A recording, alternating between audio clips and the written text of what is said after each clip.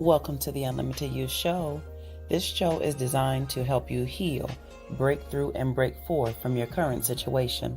We encourage you to go beyond your limitations and design the life God has planned for you. We restore hope by sharing kingdom principles, strategies, and teachings on everyday life. You will be inspired to transform your life regardless of the challenges that you may face. Give yourself permission to live an intentional life with purpose and on purpose. I am your host and life transformation coach, Waukesha Green, and I'm here to help you remove the limitations off of your life.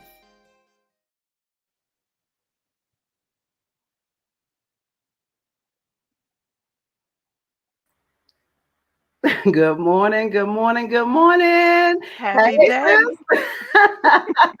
How are you, beautiful? I'm amazing. How are you?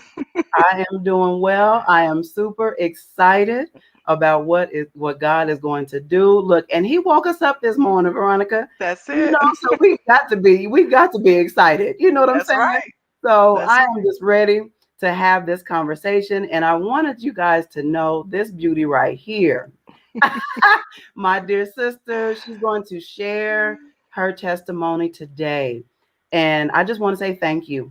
Thank you for saying yes, and just blessing me, my life, and blessing the people.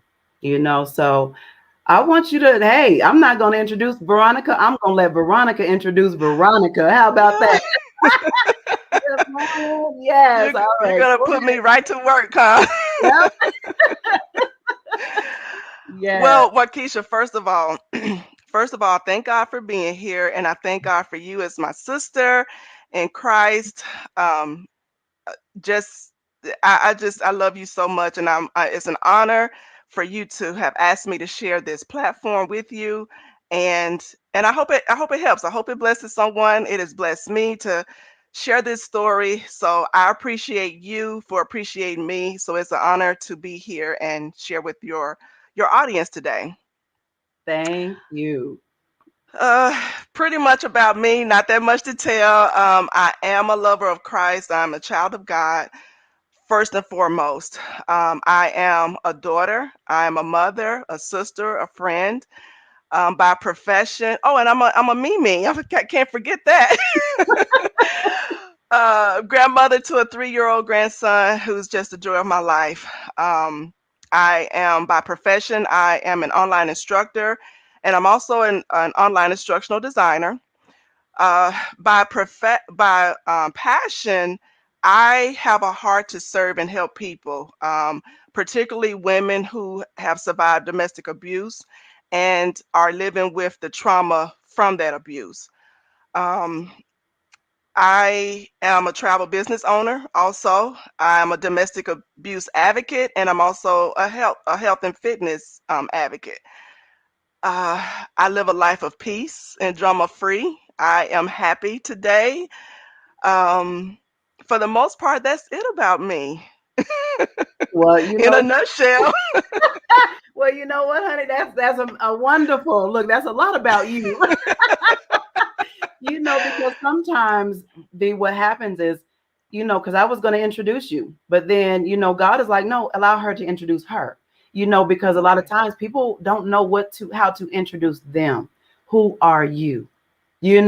So I am honored to know you and be a part of your life. My sister, I mean, this woman here, we're in business together. And you know what? I just want to share, before I started the Unlimited You show, this is the one that helped me. She heard my vision and was like, what do you want to do? Let's do it. And Yeah. so I move forward. So thank you for Thank being in you. my life. And good morning to my mother. She's on here. So good morning, Mama. But yeah, so Veronica, thank you for being here. And so we'll dig in. Let's share, how God has blessed you. Yes, even through. And I just believe that God is taking you to a whole new dimension in Him. Hmm.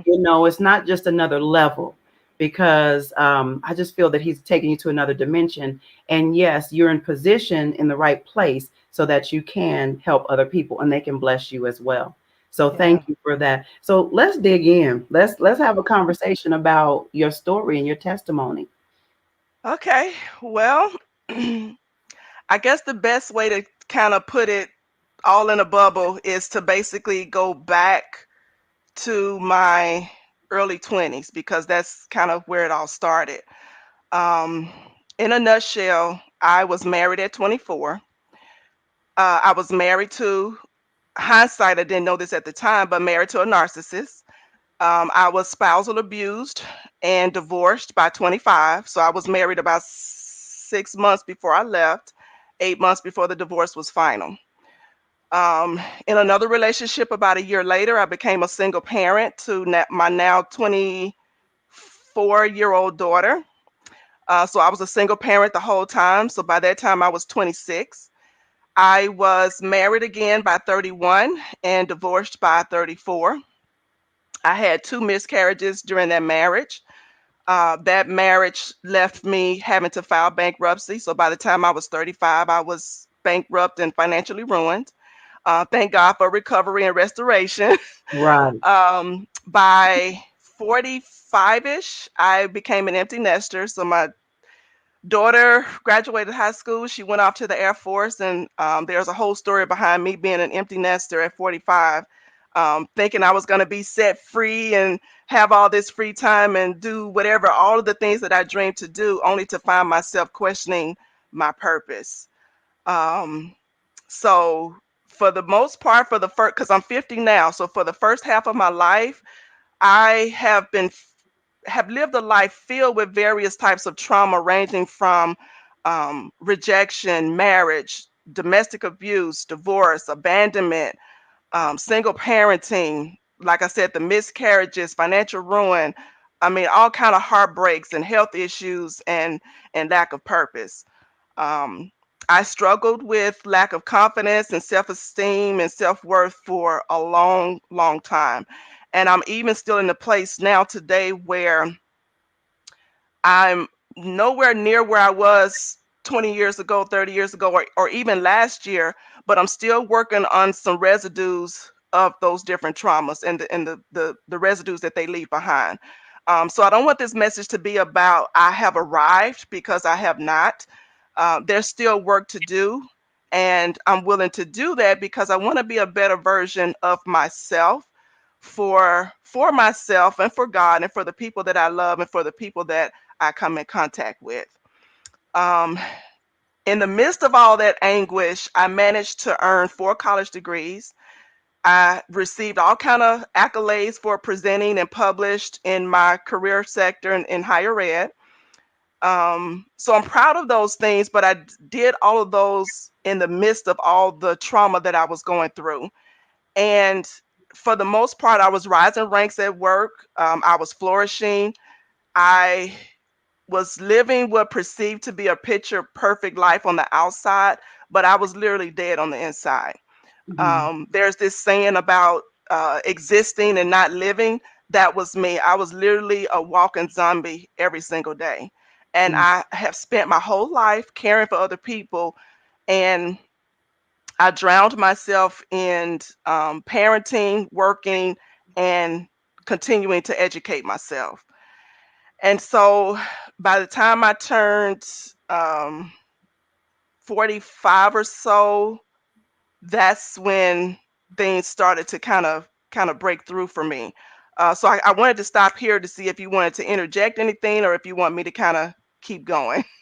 Yeah, and and that's good, dear, because you said at 45, that's when things started to turn around. Right. So, and I just had a few questions for you. You Okay. said that you went through divorce, abandonment. You were pretty young, and you said you Mm-hmm. had been married a couple of times. Right. So in that time, you said, how would you say that you were feeling? Because the relationships, were you, so for you to be in those relationships or to not see the signs of how they were before, expound on that a little bit, because that will help somebody in relationships, and see, okay, this is what I endure. These are the things that you look for or was young, but you don't have to deal with that. You Right, don't right. have to remain there. So let's touch on that for a moment, if you will. Okay.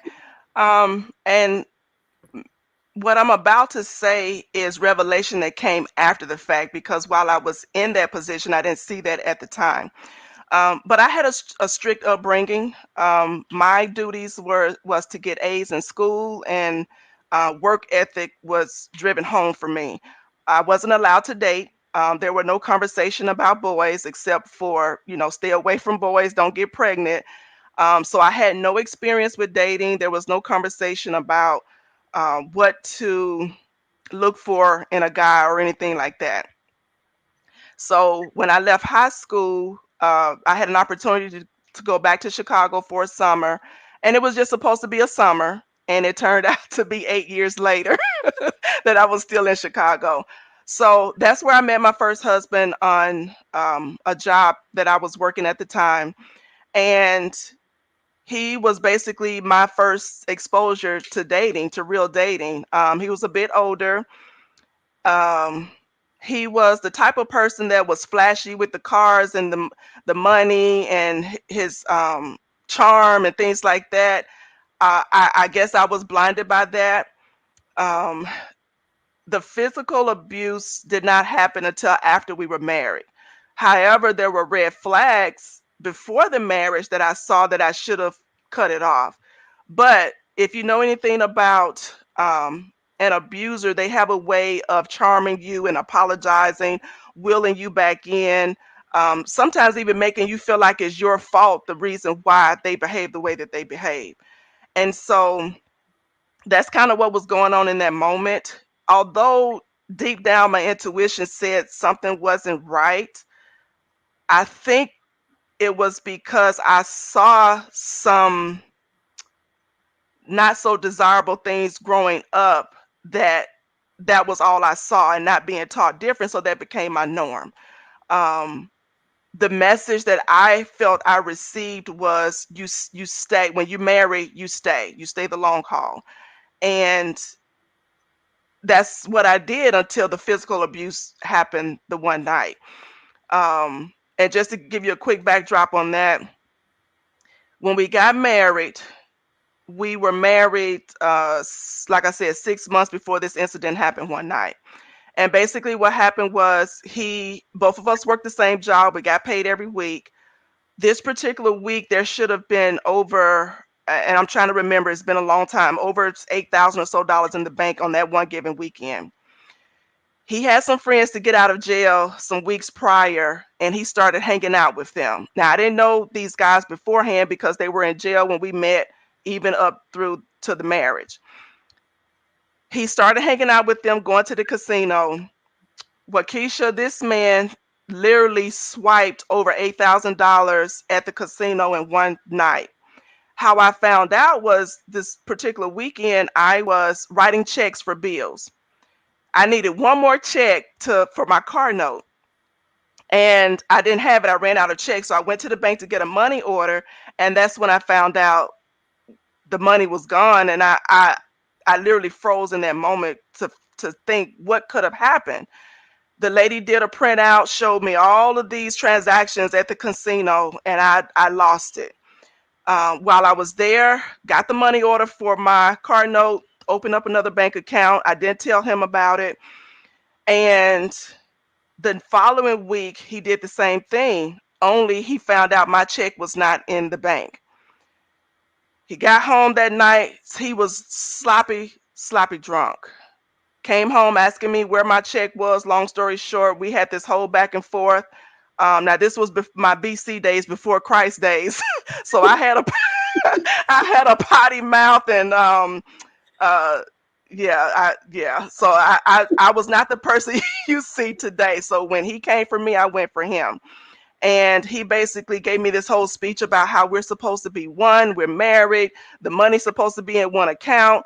Um, he had two small children at the time. I think they were 3 and 5 or 4 and 6 or something like that small. Um, he and his parents had uh, were caring for the children because the mother had an addiction. So my whole thing was, how could you not even think about your children in that moment when you're spending money? Even if you weren't going to think about me, how could you not think about them? And so, long story short, he demanded that I put the money back in the account, cancel the other account, and I refused. And when I did that, he literally jumped on me, was fighting me like he was fighting another man.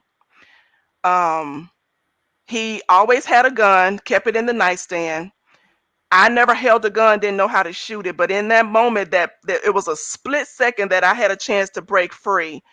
Ran for the nightstand to get the gun. I didn't know in that moment what I was going to do with it. I could have killed him or killed myself or whatever. But in his attempt to run towards me, he physically got sick and started vomiting all over the place and actually passed out. And then I had an opportunity to leave the house. His car was parked behind mine, so I couldn't get out the driveway. Now, mind you, this is 2, 3 o'clock in the morning. I was in bed sleep. I had an oversized t-shirt on that I slept in. The neckline was torn. It was bloody. My eye was black by this time. My nose was bleeding. Lips was busted. And I left on foot walking to the police station, which was about a block or two away. And when I got in there, of course, they took their statements and everything. And long story short, the next day I filed for divorce and was granted the divorce 2 months after that. So about the 8-month mark, we were divorced. I left that night, and that was that. Then other than talking about the divorce, I never saw him again after that. When I moved, I didn't let him know where I moved. I wanted to feel safe. I knew that was, even though I had put up with a lot of stuff, I knew that was just, that was the bottom. That was it for me. When I had the moment to feel like I could shoot somebody else, that was it for me. That was it. Yeah. Yeah. And I can see that. And it took, and the thing about it is it took courage. Yeah. It took courage for you to even fight back. Yeah. Right. It's like, hold on, my life is at stake here. Right. So I got to do something, even in the midst of fear, of Right. you're afraid for your life. Like, hold up, he might kill me, or I might Right. kill him or myself. Right. So wow, that was really good. And so you said from that point on, you haven't seen him or anything to that nature, right? Just I don't about. know if he's, to this day, I don't know if he's dead or alive. When we left the courtroom that day, on occasion I would see him passing because we worked at the same job, but we were on different shifts, and he worked a different department. So every now and again we would see each other in passing, but to stop and have a conversation or call and talk or anything like that, I cut it off that night. Right. There was no more trust. Mm-mm. He even had reached out to the pastor of the church his parents went to talk with me. Now, mind you, he didn't go to church, but he had a pastor call and talk to me to get us back together, and that didn't work because I basically told the pastor, "There's nothing you can say or do to have me go back to this person who vowed to love me, protect me, take care of me, and he has done none of that." And so the pastor was a little taken back when he found out that the abuse had happened because he didn't tell him about the abuse. He made the pastor believe I had abandoned the home. Mm. So I said, for that was that, and the pastor shut the conversation down after that, because he started it off with a lie. Right. So yeah, That's, that was. Mm-mm. you know what? At least he knew to reach out to the pastor. He pulled out the last stop because I Oh, I was, yeah, I was. man. I've always been a kind-hearted person, Mm. people pleaser, and I'm learning now through therapy. This is the first time I'm actually talking about therapy. I've been in it for about 5 sessions now, and it has been a game changer. Right. So I'm learning now some of the characteristics I had, like people pleasing, um, stemmed from rejection. So I'm working on the residue of that, Yeah. and but it's been wonderful. I've learned that I give people too many chances. I give the wrong people chances, but no more, no more. I'm standing my ground now. and who I am in God, first of all, because that was not the case before. And so Ephesians 2 and 10 basically says I'm a masterpiece. So if I'm a masterpiece and I was created by the master, I should accept nothing less. And That's so right. that's the foundation I'm standing on, and I feel good about it. No, That's no excuses, no apologies. I don't owe anyone an explanation. They don't have to like me. I don't have to like them. I'm happy, Waukesha. I'm at peace. There's yeah. nothing like it. Nothing. And you're glowing, sis. You're glowing. So Oh, yeah. when you when you at peace, you glow like a light bulb. You hear me? That's right. No I'm going telling back. you. No Yeah, and going you know back. what? And that's the beauty of it. Is the old I think the older we get, the that's where we want to be. Is Hmm. to have peace. I Right. said I give everything to remain in my peace That's in my right. life. You know what I'm saying? Right. So Right. you are absolutely right. Well, that was wow. That was courage. But I did want to something else that we wanted to kind of touch on. I know that in another relationship, when you got pregnant with your baby girl Hmm. how abandonment. So Yeah. share a little bit about that because I know people go through that, and so it's found a little bit about about that and how that made you feel, what happened a little bit, and then hey, go for it. Okay. Well, basically, the relationship kind of started about a year after that first divorce. Um, there was another woman, but I didn't know about her at the time because he and I were spending so much time together. Hindsight, what I found out was the young lady was in college, so she was away. That's why I never knew about her. But at any rate, I didn't get pregnant on purpose. I was on the pill at the time. When I went for one of my physicals, the doctor changed the pill because the one I was on had been discontinued.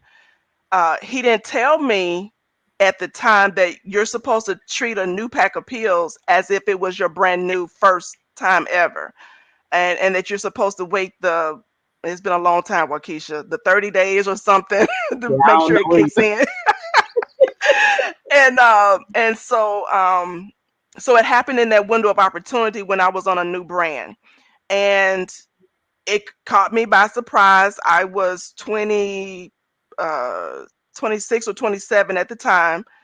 So I'm not 18 or 19. I've worked and I've was taking care of myself. I was independent, so it should not have shocked me as much as it did, but it did. Um I told him about it, and I basically got cussed from A to Z, and I was told how I had ruined his life and just all these ugly things that he said. And he basically said he didn't want anything to do with me or the pregnancy, and that was that. Had my daughter shy of me turning 27, a month shy, and I called him just out of courtesy to say, hey, your daughter was born, gave the name and everything. Because by this time I had moved back to Mississippi where I had family support, and left a message with a relative who answered the phone. She gave him the message. He called me back, and I got blasted again. And I was on my own the whole time. I did file child support. We went through, I think, DHS to do that, had to pay child support, but that was the means of the support. When she turned about 6 years old, is when I got a phone call that said he basically apologized and he asked to be part of her life. By this time, he had a son with the girlfriend I didn't know about, who was about 3 years old at the time.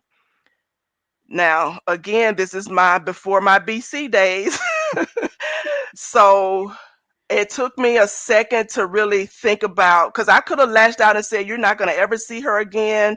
I could have taken it out on him, but this was about her. And because she had a brother, I said that I couldn't live with myself keeping them apart. She needs to know her brother. She needs to know her other family, grandparents, aunts, and everybody. So I agreed for him to have a relationship with her. He asked for a meeting. This was Easter of that year. He flew both of us to where they lived because before I released her, they were in another state. I wanted to make sure who these people were because I had never met them. Um, and apparently he told them all about her. I met them, they embraced her, they embraced me. And I felt good about the visit. So every visit after that, I let her go on her own. So we could not co-parent, but I let her go and visit. She stayed with the grandparents.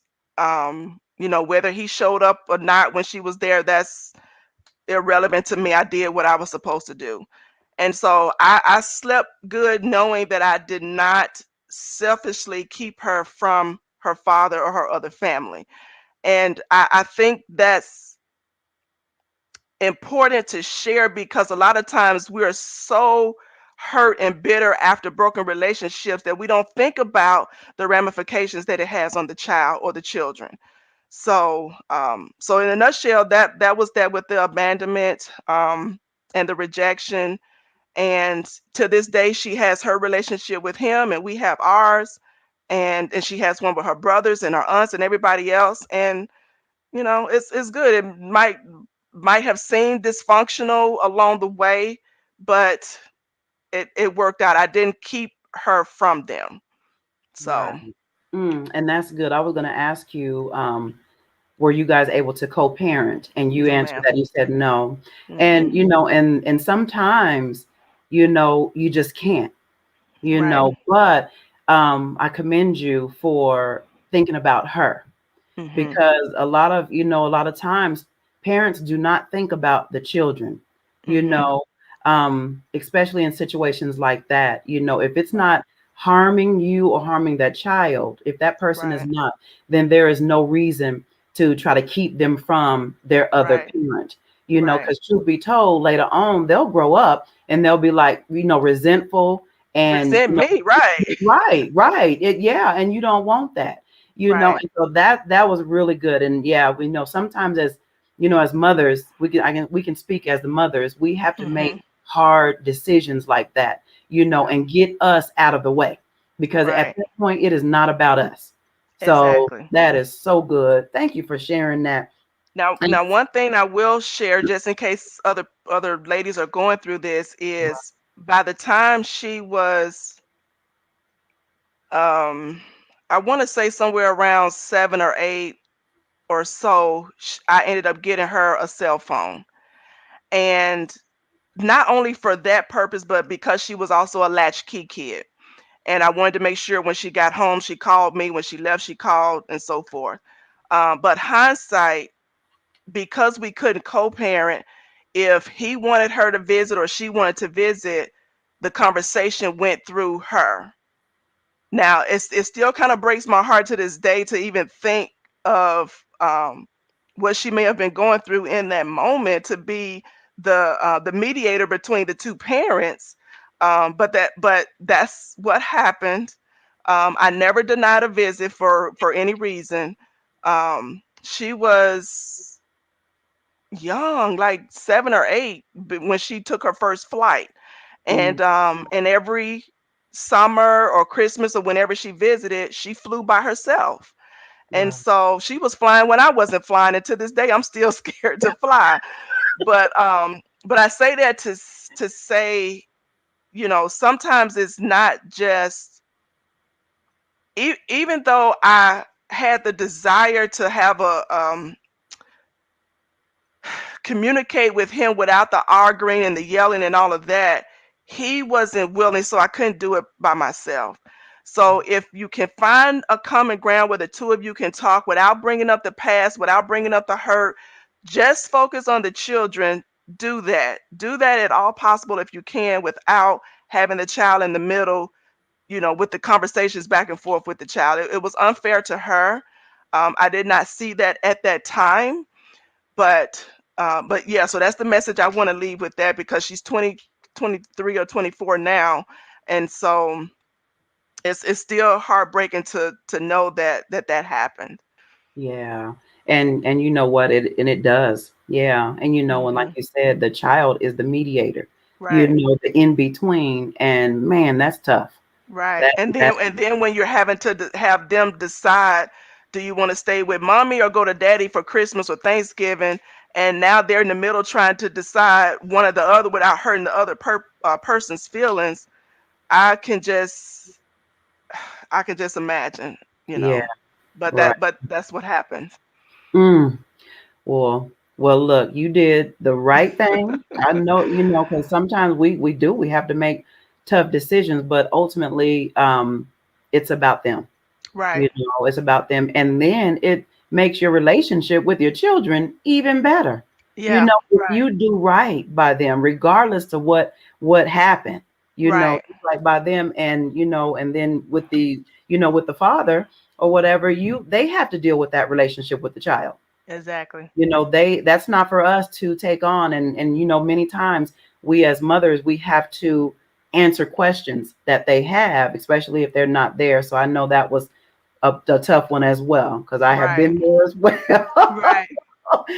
All right, so let's talk about this, because you said something very key. You said, I try to validate myself with people and relationships, my self-worth, my value, and I will not accept anything less than what God has for me. So share a little bit about that. When did you start living, or start living instead of existing? Share that. Um well, when the chains came off, it was in 2014. By this time I had moved to South Carolina for a job at USC Aiken, and it was a director's position. I was finishing up my PhD. So by this time I'm 44ish. And so you have to think by now it's 20, 25 years had passed. And I have carried this burden, this bitterness, this resentment, every adjective you can think of. I had it. And so I get to South Carolina. I feel like I'm being pressed by God to go to church. He had given me pass after pass after pass after pass, and I was on the tail end of my dissertation, and I'm like, Lord, I'll I'll make time and go to church when I finish this dissertation. Now, mind you, I'm bargaining with God. I'm not in my right mind, and so, but that's what happened, and it got to a place where when I was writing, I I I might get two or three sentences out, and I would spend a whole day trying to write it, and it was not productive. So just one day I finally caved in. A lady from work had been talking to me, and she knew I was looking for a church home. She happened to mention that the Sunday before was Easter Sunday. She said, my son took me to this church, and I think you'll like it. She told me the name of the church, and so I went. Now, Waukesha, leading up to that point, I had never told anybody about the extent of the abuse because I was shamed and embarrassed. I did not know that it was a common thing for women to be abused. And I did not know at that time about abuse shelters. So I never shared with anyone. I never got any help. So I'm trying to manage and do all these things by myself. And I'm living a life that was not pleasing to God, and I wasn't saved. So I go to this church. Now I'm in my mind, I'm thinking I'm gonna go in. God wants me to go to church. I'm gonna go in and I'm gonna go out because I didn't want to talk to nobody. I didn't know anybody. And so, but the first lady and another lady kind of was at the door, kind of greeting people on the way out. And I'm still trying to, sneak past, and then she caught me. First lady, literally, Waukesha, first lady, she asked me for my name and where I was from, and my mouth, everything I just about I share with you today and then some. I just dumped on her. She didn't ask me. All she asked me was my name and where I was from. Right. All of that stuff came out, and she hugged me. And in that moment, in that hug, and I even wrote about it in my book. It was as if I felt this burden come off of me. Just, and it felt like she was hugging me for 2 hours, and it might have just been for probably less than 30 seconds. So, needless to say, the next Sunday I came back, she must have told the pastor what happened. And then, of course, the next Sunday he meets me at the back door. And then, thus, the relationship was born. I became a member of that church. I got baptized in Jesus' name there. I was filled with the Holy Spirit the following month. I think that was in 2015. And I was under their leadership and their teaching. And they would talk to me about the feelings that I was having, but I never could receive from them because I said to myself, you've never been abused, so you don't know what I'm going through. And eventually they said, listen, I need you to meet this lady named Sister Joe. And they told me a backdrop of her story. She was married to her abuser. They had 2 children. She was pregnant. No, I'm sorry. They didn't tell me that part ahead of time. They just told me she was married to her abuser. Mhm. And would I agree to meet with her? And I said yes. They didn't tell me beforehand that she was a quadriplegic. She was paralyzed from neck down. I go to her house, Waukesha, the day of the meeting, and I didn't know what to expect. She was laying in her mobilized bed, and I felt so small. I literally just melted like a block of ice. Mm. Um, In the conversation, I learned she was married to him. They had 2 children. She was pregnant with one. He came home one day and shot her several times in the upper body, walked over her body, left her and the child for dead, left the other 2 children wherever they were in the home. And uh, she lived, and the unborn child lived. Sister Joe lived another 30 plus years as a quadriplegic. She shared her story with me. I shared with her. This lady encouraged me. And the reason why I felt so small was because after listening to everything that she had gone through, even after the 30 plus years in that condition, she went to school. She finished a degree at USC. She had a home. She had a nonprofit for domestic abuse. She went around speaking. Whatever she wanted to do, wherever she wanted to go, she lived a life. She was so, so faithful. And she was happy. You go in to try to encourage her, and whatever turn of events happen, she end up encouraging you. Mm. And the reason why I felt so small was because I had allowed this abuse and all the trauma that happened from that day to that point to keep me in bondage.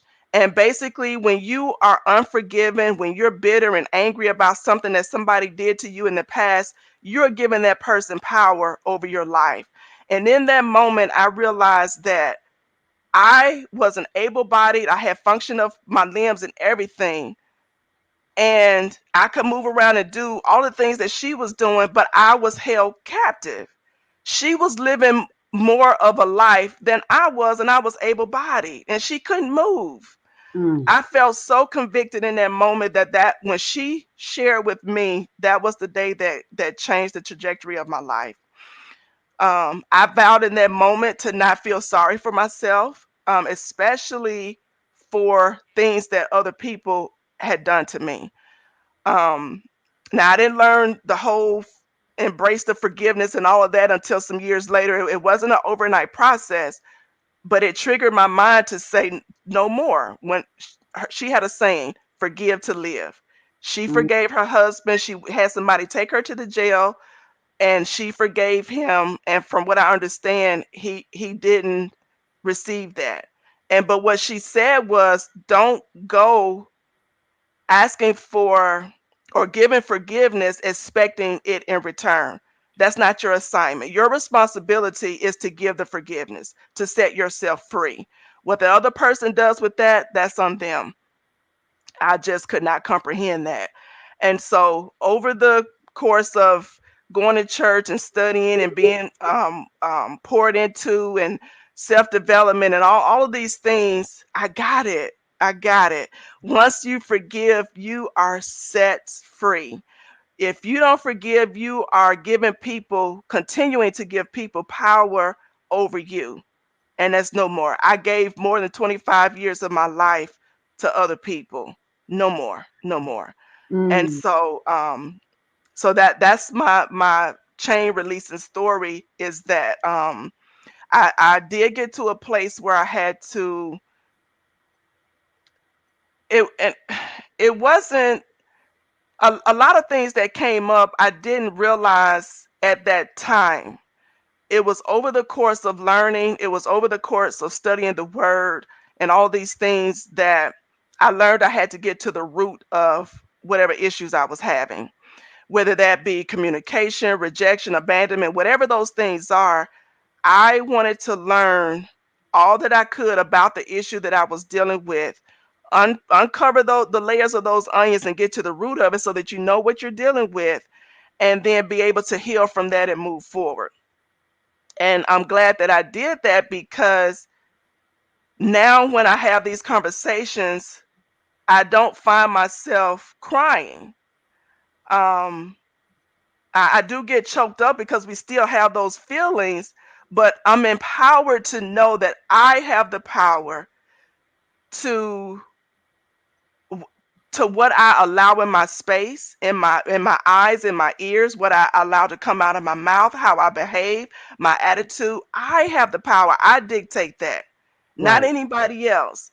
And once you grab hold of that, it's liberating. It's absolutely liberating.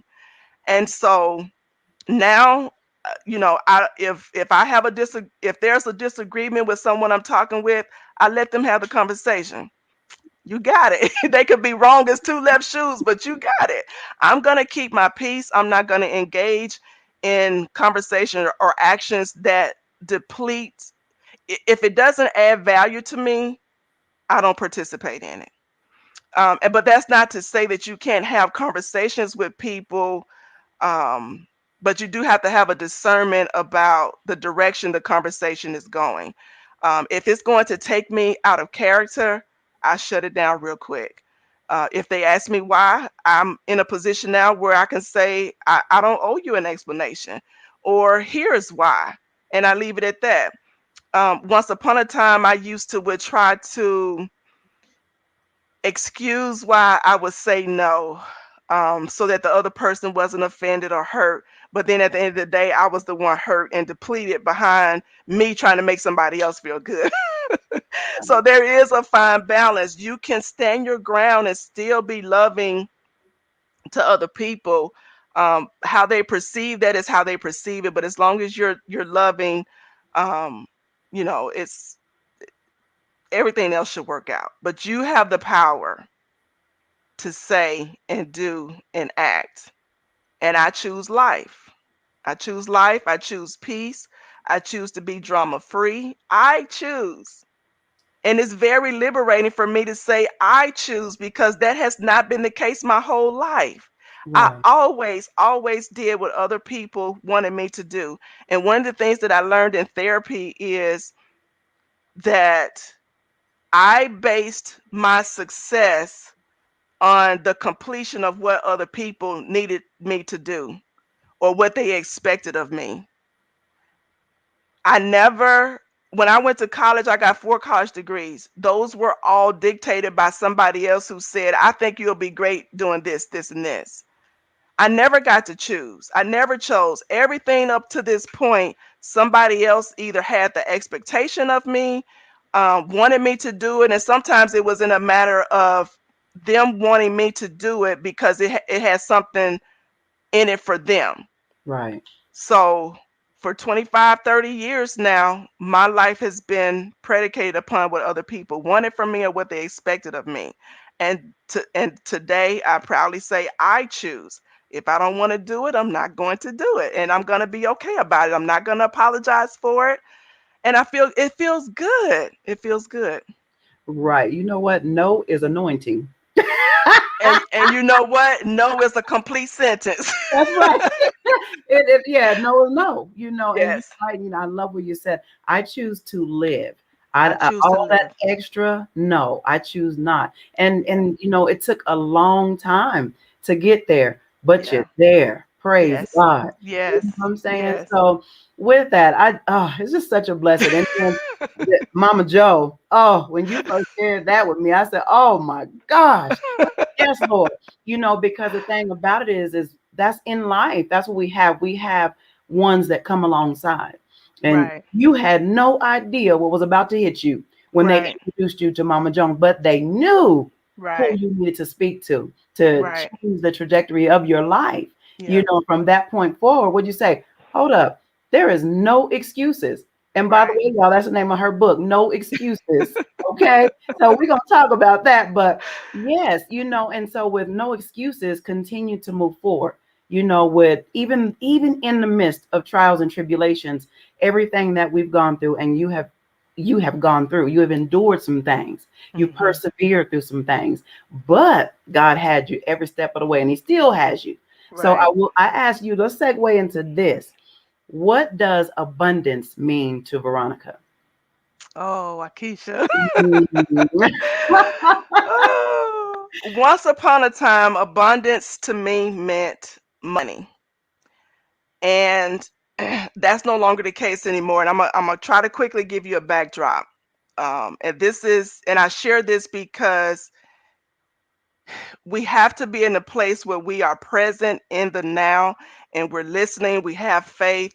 Your life has to be so centered in God that when there's something that's coming up or you're having to make a decision, please keep God first. He will guide you. You might not know it in that moment. It might not happen that week. It might not happen for 10 years, but be faithful and stay the course. And here's why I say that. And I might be wrong as two left shoes again, but I totally believe this. In 2016, I hope I'm getting that right. 2016, I had moved to USC for this new position, was making more money, but it wasn't the money that was worthy of the PhD at the time. But I took it. I'm thinking I'll rise ranks and I'll get there. Well, I ended up having 14. The job was so stressful. I ended up having 14 fibroid tumors. Ended up with a partial hysterectomy. And long story short, I was looking for some other work or something to do, but I always was chasing the jobs that had the higher pay. Well, I had the opportunity to receive a call recruiting me for the job that I have now at another university. However, it was a $17,000 a year pay cut. Now that hurt, but when I thought about it and I prayed about it, that $17,000 didn't pay my medical bills that year. My medical bills for 2 years was over $30,000. So I said, okay. Then the position was remote, so I could work from home. I had the flexibility. I didn't have to move, and there was a lot of other benefits. But I ended up taking the job. Well, that was in January of 2017 when I took that job. I sometimes thought about the $17,000, but at the same token, when that was taken away, I didn't want for anything. I actually felt like I had more time. I was more productive. I was healthier. So, long story short, here we are in 2020, last year, 2020. Um, I had this nudge to move back home to Mississippi, from South Carolina to Mississippi. Didn't know why. But I sold my house, moved to Mississippi, a place I never thought I would live again. And a few months later, my mother was diagnosed with uterine cancer. And then I became the sole caregiver for two parents at that time. Um, so, all of that to say, what transpired in 2016 that left me in such a health disparity that it had me quit a job, take another with a pay cut. Now all of this is going on, meaning I had to totally trust God through this whole transition, even though I didn't know what was going on. Because that 5 years prior, my mother, she's never been sick, never been in the hospital outside of childbirth. I don't even think I ever remember her having a cold. And then here she is at 76 or so with cancer. So, so I said all that to say this. Had I not put God first or had faith and trusted him for the direction he has for my life, I still would have been at that same job, stressed out. I wouldn't have had the flexibility. And had she gotten sick, if the same events had happened that happened last year, I wouldn't have been able to come home and take care of her. Right. So I had the flexibility working from home. I'm taking care of her, went to every doctor visit, everything. I honored my mother and father. And I haven't missed a beat. I haven't missed a beat. I am happy. I'm healthy outside of needing to lose some weight, but outside of that, I'm happy. I'm at peace. Back in March, I had the opportunity to pay off credit debt and my car note, which was a year, almost a year and a half. I paid it off early. So I had this conversation, Lord, do I take this nest egg I've saved and pay off this debt, or do I keep chopping away at it? I paid it off. And it's so liberating to be at this place now. I don't know why he pressed upon me to go ahead and pay it off. I don't know what's coming, but I'm choosing to believe because I was obedient. Whatever is coming, I'm going to be able to handle that. So Amen. I think I Amen. went around the block and back. I hope I answered your question. You did because yeah, you said it was what does abundance mean to you? So what I Oh, heard. abundance is the time freedom, the personal freedom, the peace. So even though I'm not rich in the bank, I'm rich in other areas in my life, and I'm working towards those things with the financial. But again, if I don't get it, I have the things that I need. I'm present for the people who need me. That's what abundance means to me. Living these latter years of my life, because the first half I literally um, made decisions that took away the quality of my life. So abundance to me is quality of life, quality of love, quality of being present, Mm, freedom. It's freedom. Freedom is nothing like it, and I don't think money can purchase it. But that's what it means to me in this season right now. and that is so good. Yes, freedom. And the older we get, Veronica, is we value first and foremost. We got to put God first. You're Exactly. absolutely right. You said trust God. Right. Ask Him if you lack wisdom, you ask, and He Right. will give it to you liberally, Right. right? And so Right. you said trust God, put Him first, and then you said money doesn't buy. What I heard, you said happy, but what I heard was joy. Right. Money does not buy joy. Joy is Right. an inner renewal Exactly. that Exactly. you can't even explain that. Right. So and then it's peace. You know, Peace. woo, honey. And that's what it is. That's what abundance. And he said that we would have an abundant life. More than enough, overflowing. Right. And you're Right. absolutely right because a lot of times people think, well, that's monetarily. No, that goes Mm-mm. way beyond Yeah. monetarily. Like you said, it freed me up.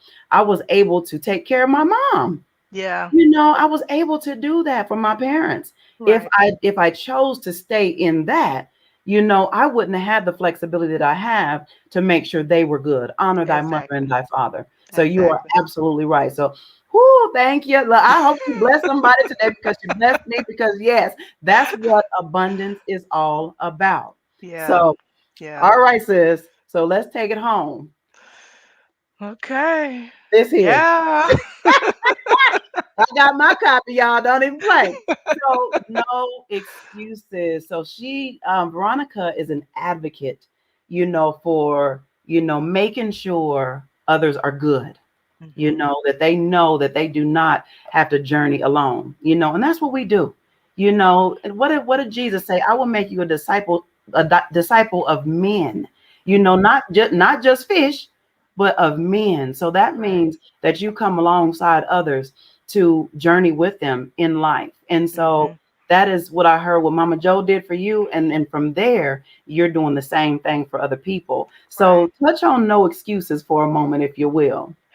So no excuses was my pastor encouraged me to tell my story back in 2018 or 2017. And this was after Sister Joe, because about 2 months after meeting her, she passed away. And I was so heartbroken because I didn't get to do work with her. I didn't get to do things for her. I didn't get to glean from her. But that one meeting I had with her changed my life. And that goes for me to say to you, when you have people you trust who are connecting you with other people, don't cancel that meeting. You never know your blessing is going to be in that moment. She could have decided not to meet with me, or I could have decided not to meet with her. But I thank God that I did, because my pastor encouraged me to write. I went in kicking and screaming, I'll be honest, because at that point I still haven't dealt with all of these emotions that were coming up. You know, I was shamed, embarrassed. I didn't think anybody cared about the story. I just out of shame and embarrassment, I didn't want to write. I didn't want to so-called air my dirty laundry. And I was lying to my pastor and told him I was writing when I really wasn't. We laugh about it to this day if he's watching this. But at some point I felt convicted because I was lying to him. So I did started writing. I was journaling to myself, but it wasn't with the intent to publish. And Waukesha, when I started writing, things started coming up that I had forgot about. After a while, the it almost looked like the words was just coming out on paper and moving themselves around. I can't explain it, but it got to a place where I felt empowered. I felt healing happen because I was writing it down. And so eventually I ended up getting a publisher to publish the book. I wanted it published in 2018, which was about 6 months after I said I was going to go for it. And God said no, because at that time, I was not at a true place of forgiveness. I said I forgave out of my mouth, but in my heart and in my mind, I had not. And so hindsight, and that's just one example. Hindsight, I knew God put a stop to that because I wasn't ready. You know, how dare I get on here and tell you to forgive when I have not done so also, or if I had not gone through the steps that we've been talking about. So December 13th, on my birthday in 2020, the book was published, and it comes with a workbook. So the book tells the story. The workbook sends you through the activities of getting to the root of your problems, building a community with your friends and your spiritual leaders, embracing your past so that you can prepare for your future, and so much more. But you work through this, and not saying that you're going to be totally delivered or anything after this, but this is definitely a beginning. And so these are my babies.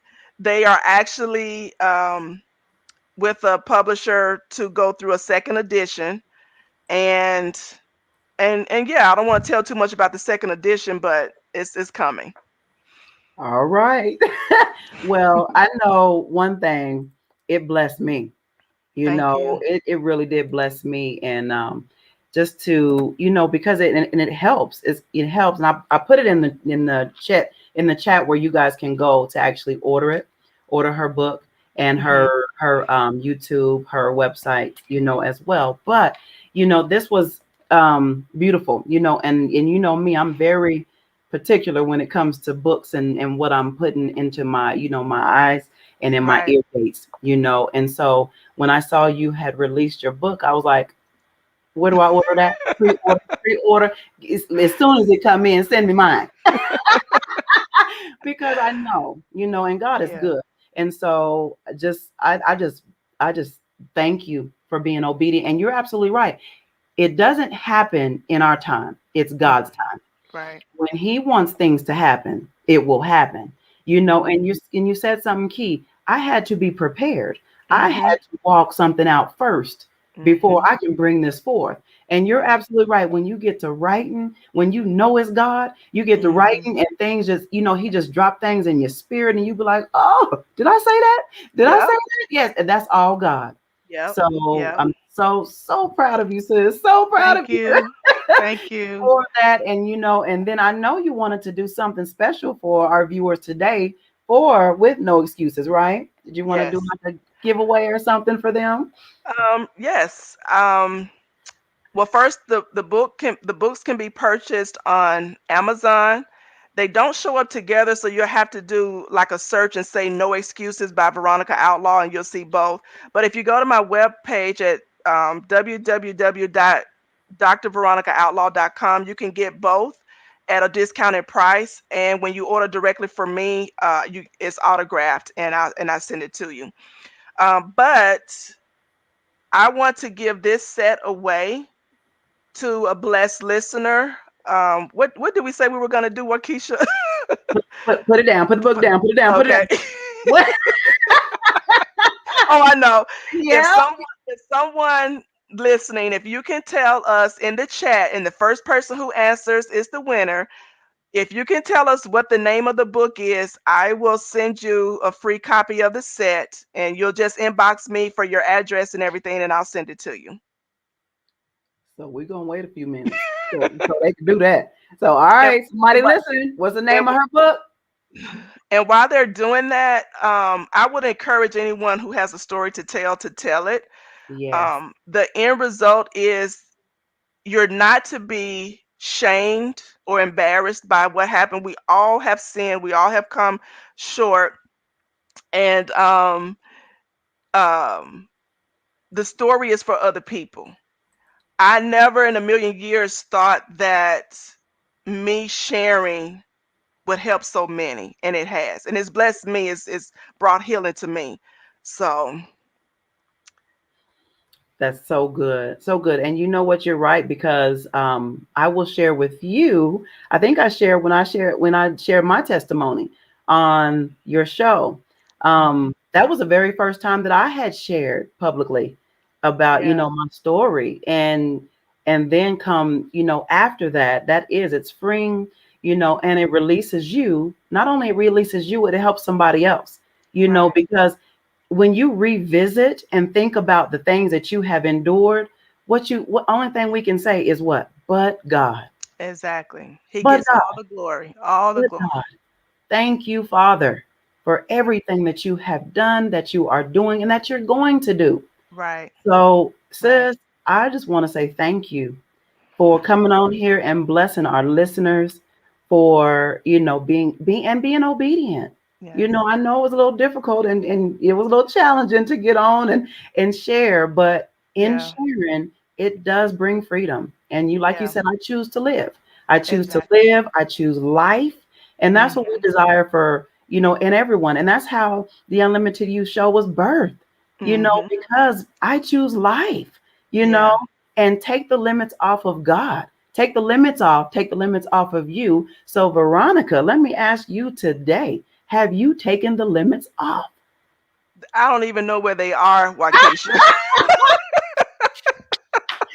I Yes. don't even know where they are. And again, I don't say that with arrogance. I say that with pure confidence Yes. that I don't have any limits. And I'm not saying that I have arrived, because there are some things that come up.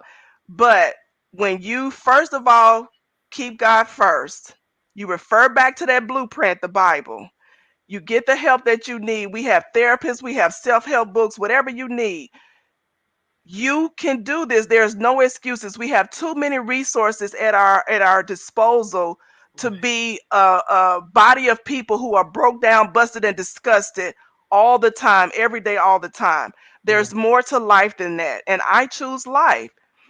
Things are going to happen, on your job, at home, death. It doesn't matter what that is. If you have the power, the open mindedness to just say yes and be open to the possibilities of changing your mindset about whatever situation happens, you can get through that thing. Yeah. Change your mindset. Change your mindset. Yes. Change your mindset. And when you change your mindset, your life will be so much better. Yeah. No, we're not saying that you're not gonna go through them storms, because Right. the storms are gonna come, they're gonna hit.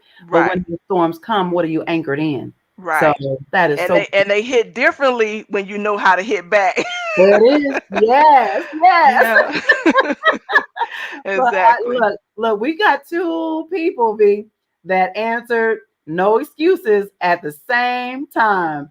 My baby girl and my mama. Oh, look. Look, and mama done put it up there again. No She want to make sure excuses. she don't. She want to make sure she get it. I know. So, all right, we Well, got to do something. So, how you gonna do well, this? how about I do this? Are y'all all in the same area? No, mama's she's in a different state, but me and baby girl are.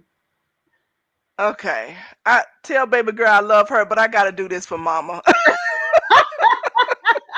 Look, tell baby girl to read, get your book, share your book Right. with your baby. Yes, yep. I And got it, baby girl. You know I got it. We got it.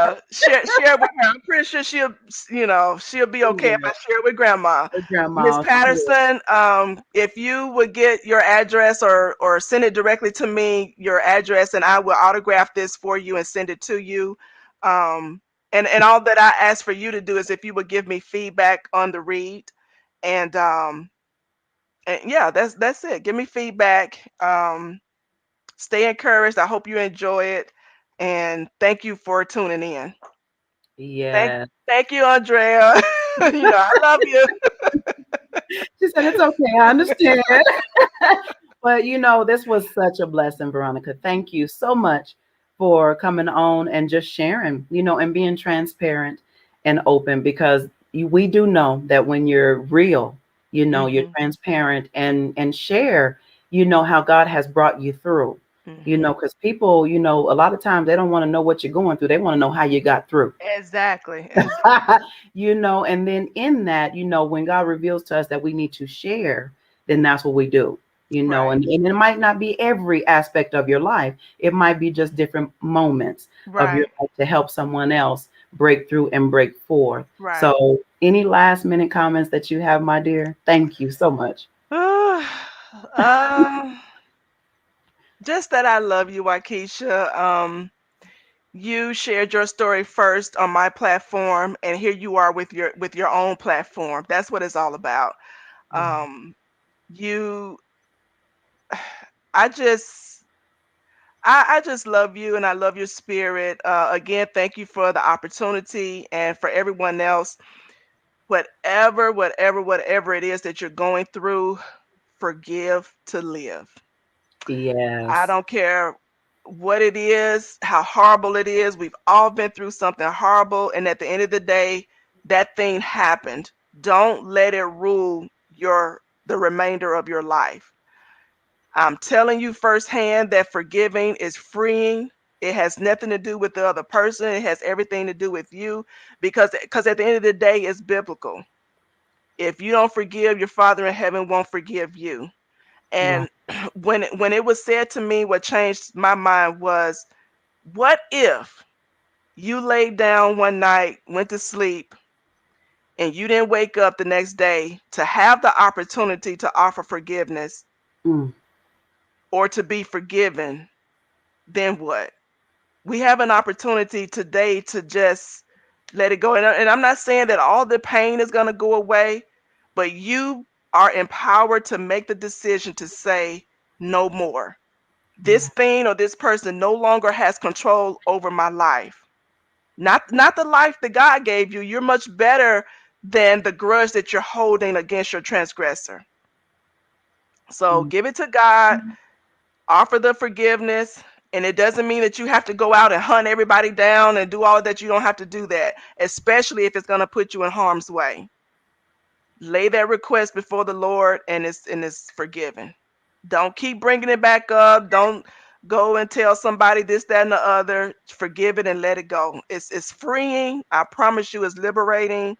It brings you peace, and it changes your whole life's perspective. Right. So Mm. keep And God first. Forgive to live.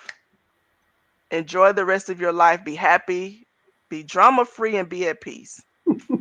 that's right. Be happy, be drama free. And if anybody try to bring it to you, block it. Mhm. We don't Mhm. need no drama. Right. Right. But yes, thank you for that. Thank you for your encouraging words. So look, we are here. I hope you heard something today that blessed you beyond what you can even imagine, from Dr. Veronica Outlaw. Her story and her life, is such a blessing. And we all are a blessing. God chose us, for such a time as this. So I thank you. I thank everybody for listening. You're very welcome. Everybody that tuned in today to the Unlimited You show. And once again, yes, we have taken the limits off. So we thank you and we love you. And until next time, thank you so much, sis. I love Thank you back. you. Love you. Mm.